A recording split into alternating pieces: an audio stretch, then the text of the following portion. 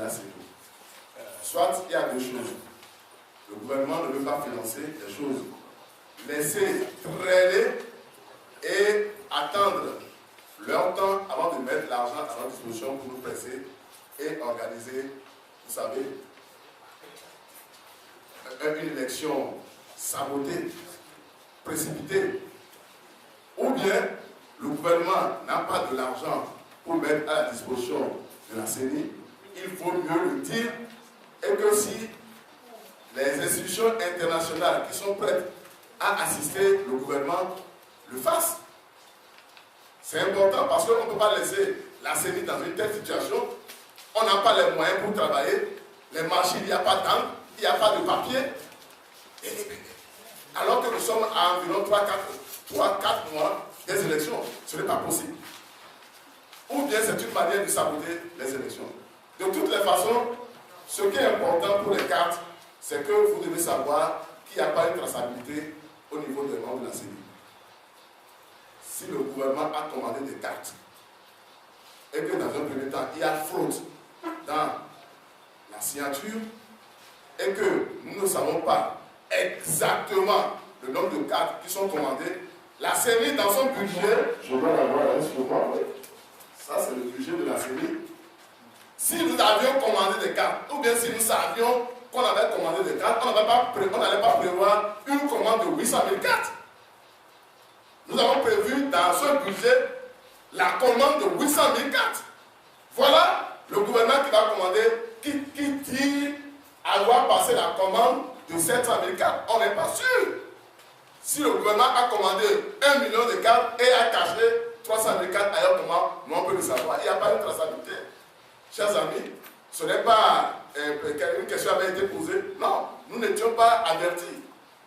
Et ça, je vous dis que c'est une conséquence du contrat que le gouvernement a signé en catimini avec la société belge CETES. Parce que c'est la société belge CETES qui a fabriqué ces cartes-là. Et tout ceci est piloté de l'intérieur de la CENI par le groupe des experts dont je parle. Vous voyez déjà le lien? Mais c'est ce qui se passe. Ils sont à la CENI, ils suivent les informations techniques et demandent au gouvernement d'emprunter cette voie de fraude. C'est ce qui se passe. Donc, chers amis, aidez-nous à évacuer ces gens-là de la CENI. Je vous remercie.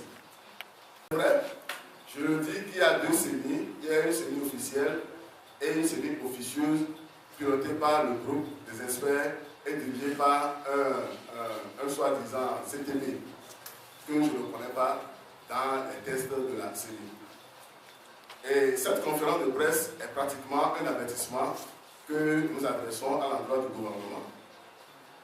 C'est un avertissement, nous sommes fermes dessus et que le gouvernement prenne ses responsabilités. Nous, on ne peut pas servir de faire valoir au gouvernement dans la CENI. Ça n'est pas possible.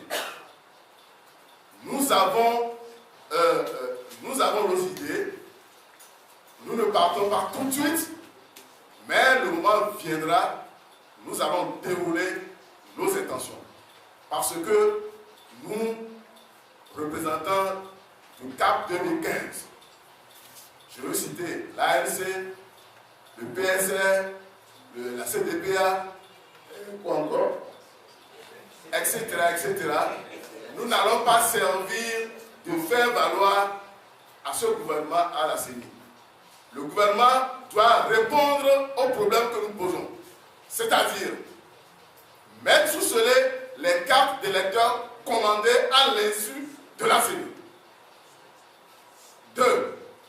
Régler la question des experts internationaux, c'est-à-dire donner les moyens à la CENI de recruter elle-même les experts internationaux par le biais de l'Union européenne et des Nations unies.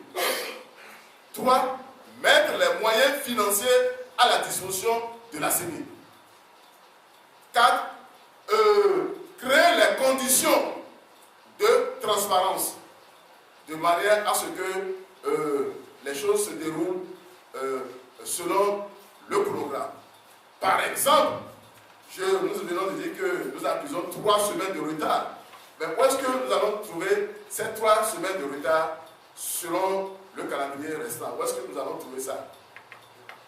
Est-ce que le gouvernement gouvernement sera amené à reporter la date de l'élection présidentielle selon ce qui est prévu par le code électoral et la constitution du pays, ou bien on va précipiter les membres de la CENI à faire le travail sans respecter les normes en matière d'organisation d'une élection transparente. Donc, c'est un avertissement que nous adressons au gouvernement pour qu'il prenne ses responsabilités par rapport à nos préoccupations. Ce qui est important, et je l'ai dit tout à l'heure, j'ai cité le nom de CTP. J'ai dit, et j'ai la lettre par laquelle le ministre de l'administration territoriale a mis à notre disposition à la CENI ces experts-là. Je peux vous donner une copie de cette lettre-là pour servir et voilà ce que nous besoin. Merci.